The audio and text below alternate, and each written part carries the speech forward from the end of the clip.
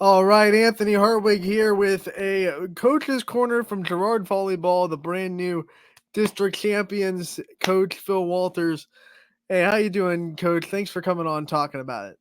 I'm doing pretty good. Looking forward to the matchup tomorrow. This is a program that has been trying to battle in the districts for a while. The last couple of years, getting in the districts, getting into a district championship, not being able to get past the walls that you've hit every year. What did it feel like this year going into another one? And really, feeling like you had a legitimate shot at a district championship this year and being able to execute and get that victory and finally get yourselves back into regionals. It's a couple of preseason goals of ours is obviously the conference and a district title. To get back there this year was great, but by no means did we feel like it was a done deal. We had to work hard and play through the entire match. It wasn't handed to us. It was a nice match. It was a fun win for the girls. But now that we got that, we're ready to move on. We're ready for the next match. Before we talk about that next match and kind of preview the regionals that you have tomorrow night, let's talk about this season as a whole and the flow that you think you guys have had. You are co-league champions. You were able to split with Lakeview this year. You have a really good regular season. Talk about the flows of the year and how you think your team progressed from back when we started at the end of August. Yeah, easily one of the strongest schedules I've had that I can remember. A lot of teams that we faced either won their district or were in their district title. We saw, an amazing Marlington team, and just playing competition like that really sets you up for postseason matches. It kind of makes the girls develop, grow, and learn how to play from deficits and how to play through a little adversity, which we definitely, had saw through the course of the season. But all in all, I'm happy with the way the girls have progressed, and they're actually doing a little better than I anticipated. At the last broadcast I had for you guys was Howland coming in and getting a win in Girard, and you told me something right after the game. You said sometimes losses at the end of a season can really propel you into tournament time. Talk about that, what you saw after that loss, and how you think maybe the lessons learned from that game have really helped you in tournament time. I tell you what, when you've coached as many years as I have, you remember a lot of things. I'm not superstitious, but I do realize sometimes history repeats itself. The last time we split a conference championship was 2006, and we split it with Hubbard. And it was an amazing win because I started in 2000, and for 6 years we had never beaten them. And so that was the first win that we had against them. And just coming out with that victory, it was almost too satisfying for the girls. And I think we took a step back, and we were the number one seed in our district that year, and we fell apart. We didn't come to play, and we lost that district title. And I saw that happening again after we had beat Lakeview, and we weren't supposed to beat them, but after we had beat them, I thought back to 2006, and I said, you know what? We need to be challenged again. And I give all the credit to Amanda Lingenfelter. They played amazing. Howland came in and played super strong. Some of the girls we clubbed with were on that team and played in a great match and really challenged us. And, you want to win every game you play, but walking out of there, I said to myself, that could be the best thing that's happened right now, because I didn't want these guys getting too comfortable and sitting back and thinking about that conference championship. Now, as we talk about this run into districts, before you won a district championship, you had to go on the road and be the quote-unquote underdog as the lower-seeded team and go to Columbiana and win a district semifinal against the Clippers. Talk about that experience and what it was like to go into another team's gym. They were loud. They had a huge crowd for you guys, and what it was like to try to navigate a very tough game against Columbiana just to get to the district championship. Yeah, I knew Columbiana was going to be a challenge. They had a stellar year. They only had one loss on the year to a strong McDonald team, and playing in their gym for playoffs was just going to be a huge challenge for us. I thought we could compete with them. But they pushed us. We won in 4, but that could have very well been a 5-set match. Great atmosphere, and I think that felt like a district championship more so than a regional championship. It was a great match. I mean, a district semi. It was a great match, great atmosphere, and a huge win for us, and something to build on, for our next one. So let's talk about that next one that you have. You guys are going to go up against Elyria Catholic on, well, I should say tomorrow, not on Thursday anymore.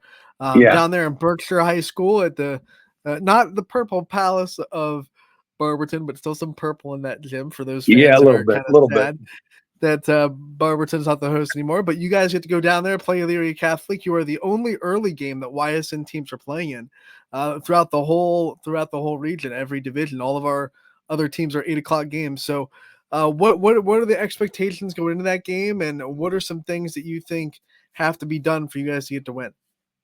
We know Elyria Catholic is a strong team. They wouldn't be where they're at if they weren't. They were ranked a little bit lower than they should have been. I knew that was not where they were as a team. They have one of the strongest records of any team in our district playing up in that league up in Cleveland. They're big. I got one chance to see them in the district final. They're big. They pass well and they hit hard. We have to come prepared. Our defense has to step up. We got to put hands in their face, and we have to trade points with them. We can't go in there. We had a good match in a district final. We didn't commit a whole lot of errors. We have to replicate that performance. We have to come at them like we can challenge them, kind of like we did when we played Lakeview. If we take a step back and we go to sleep, which we sometimes do, they will absolutely take advantage of us. They're a strong team, and we're going to have to come to play if we want to have a chance at this. I know you're super focused on your game right now, but you look around the state, or the region, I should say. So many local teams being able to make it to regionals this year and get out of districts. Obviously, the expansion divisions helps out a little bit with that, but as someone that knows volleyball in the area as well as you do and knows as many of the coaches that you do, what's it like to be a part of a year where you look around and you see a lot of local teams making, maybe the first time in regionals or the first time in a long time that they've been in regionals around the area? It's amazing. I love the fact that we're represented so much locally, because sometimes, being from, the Youngstown surrounding areas, the Tri-County areas, we're not looked at as volleyball powerhouses. So for all of our teams to do as well as they have done, says a lot about us. I know there was the expansion this year, but that doesn't make, any of these things any less important, any of these district titles. Super excited for everyone that has done well, and I hope they progress. It's I love playing, but there's a lot of games that I'm unfortunately going to be missing as well.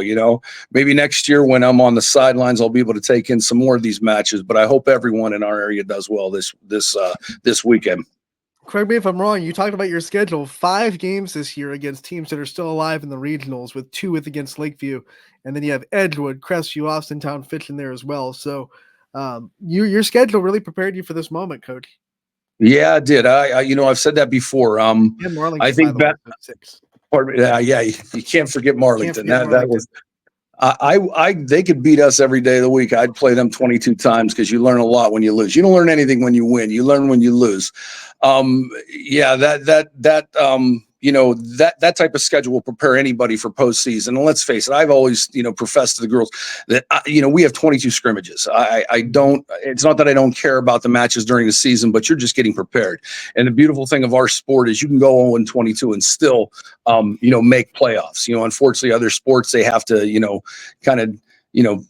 set their schedule up according to, making playoffs. But with us, you can lose as many as you want. I think back to the Mark Royer days at Villa Angela, when he was Oh God, I think 13-9, and I think I was the only state poll voter who was voting for him because I knew how strong they were because of the quality of teams that he played. And they went on and won state that year with 9 losses, but they were 9 quality losses, quality teams that prepared him for the postseason.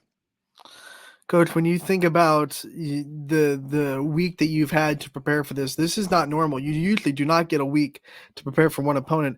How have you handled kind of the multiple days in practice and kind of the extra work that you guys get to put in before tomorrow's game against Leary Catholic?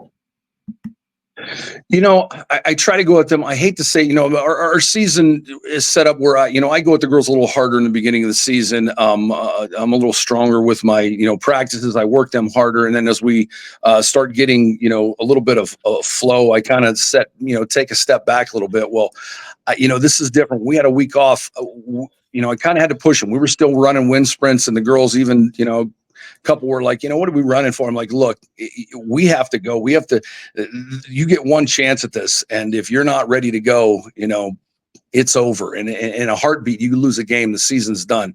So I think mentally they are prepared. We had a great practice tonight. The girls are all focused and playing extremely hard. With it being your last practice before the game, did you have any final messages to the team to get them ready? Or are you not someone that likes to do that? Just say, let's show up and let's play. I won't say final messages as much as I would say preparing for the team at hand. I basically just drilled home the fact that we have got to come out and limit our errors and play aggressive. This team is not going to sit back. We're not going to free ball with them all day long because they'll ram it down our throat. We know we have to come to play, so I'm trying to keep the intensity level high. If we do that and we come out strong and don't wait for them to come at us, I think it's going to be a good match.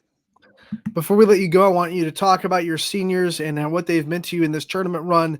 They know every game that they have played so far could have been their last, and they have really played exceptionally well throughout this tournament run. So what has it meant to you as a coach to see these seniors be exceptionally hungry and exceptionally dedicated to getting this team as far as they possibly can? Absolutely. You kind of learn this with high school sports.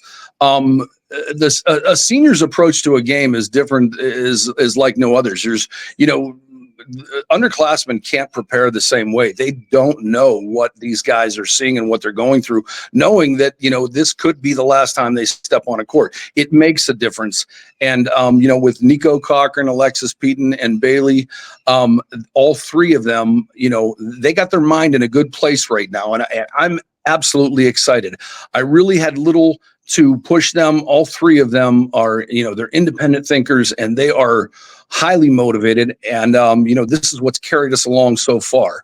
I don't see these guys skipping up. That's what I said. I think we're going to fight this one. I think it's going to be a good match.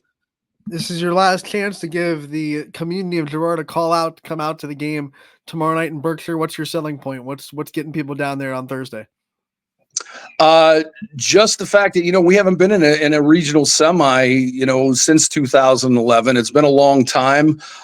We absolutely play much better when we have fans. We've had a great fan base. We've had a lot of football players there. God bless the football coach and everyone else affiliated with that, bringing these guys down. It makes a difference. It absolutely helps us. It motivates the girls, and it makes them play much more aggressive. So hopefully we can get a big crowd there to help us out. Coach, we want to wish you the best of luck down there tomorrow in Berkshire. Part of 2 YSN teams playing in the same night in the same places. Crestview will come on and play after you guys. We hope that you guys can meet each other. I would love nothing more than to see Alicia one more time. That would make my career. Be an all YSN regional championship, and we'd be guaranteed somebody into state. That would be miraculous. Coach, we wish you the best of luck tomorrow night, and we will see you in Berkshire, buddy. All right. Thanks, Anthony. Hey, thanks YSN for all you guys do.